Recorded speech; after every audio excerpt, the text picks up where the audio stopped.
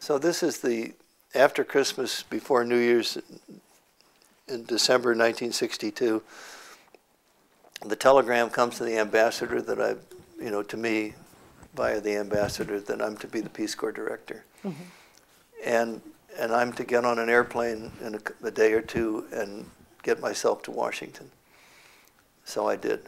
Let me just stop for a minute. Did you finish the story of how you realized who it was who got you the promotion? No, I didn't know. But I later realized nobody ever admitted this, but this was the story. Actually, Charlie kind of admitted it. He had come out to evaluate the Peace Corps. Well, first off, it goes way back of all the silly things. Shriver loved jocks, athletes. Mm.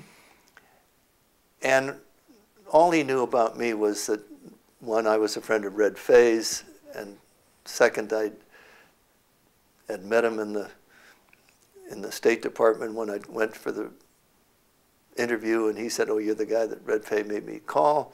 I'd had dinner with him twice, because he was very good about that. If anybody going overseas, he didn't care about people that were there in Washington with him. He could see them every day. But if you're going overseas, he always wanted to have dinner with you. And, and such a charming. And then one time, Sean and I were having dinner in the same restaurant, and he was by himself, but he came over and, turned the charm on for Shauna. I mean, and that guy could be as charming as any human being in the world. Mm. Well, what I didn't realize was that while I was there in Washington, the Peace Corps had a touch football team of all silly things. And I had nothing to do on a Sunday, and they would play football out on the oval behind the White House where the Washington Monument is. So they said, "Hey, do you want to come out?" And I said, "Sure, I'll go out." Well, I've told you that I love playing touch football. Yeah. Well, I never played better in my life. Mm-hmm. I think I caught 4 touchdown passes. I remember very well, I intercepted a pass one-handed, fell to the ground, but didn't hit my knee on the ground, and kept running and scored a touchdown. The reason that this is irrelevant to anything except the next Monday morning, I was in the men's room in the Peace Corps offices,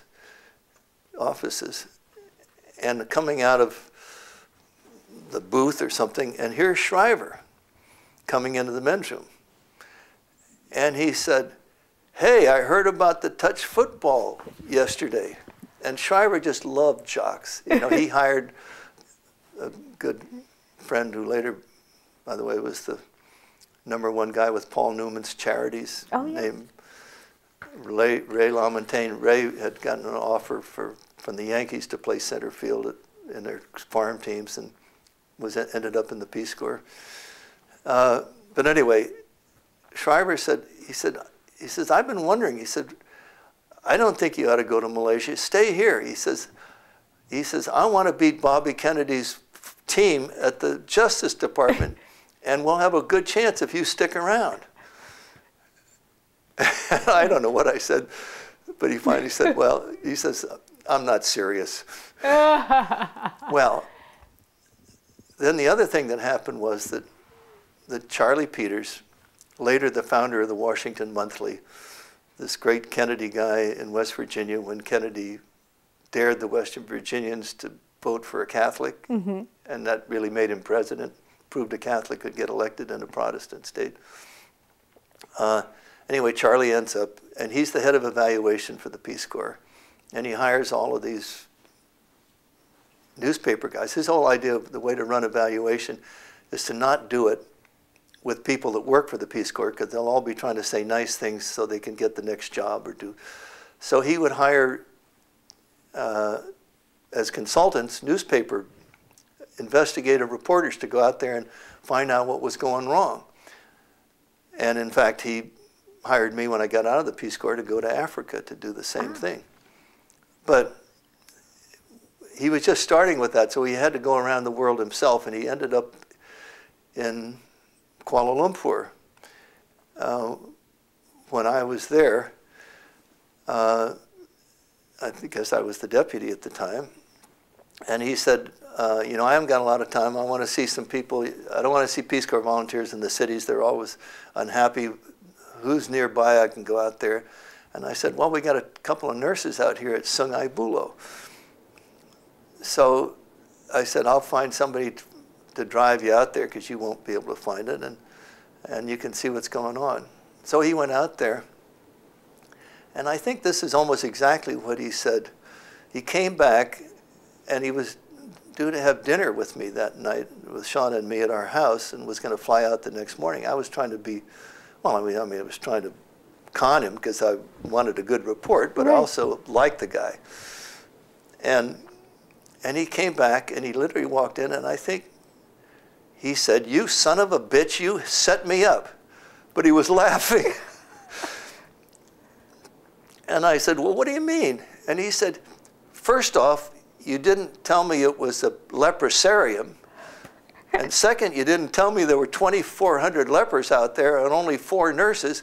And you sure as hell didn't tell me that 2 of the 4 nurses were Peace Corps volunteers, and that when I walked through the wards with them, they'd bend down and kiss these lepers on the forehead and say, 'How are you doing today?'"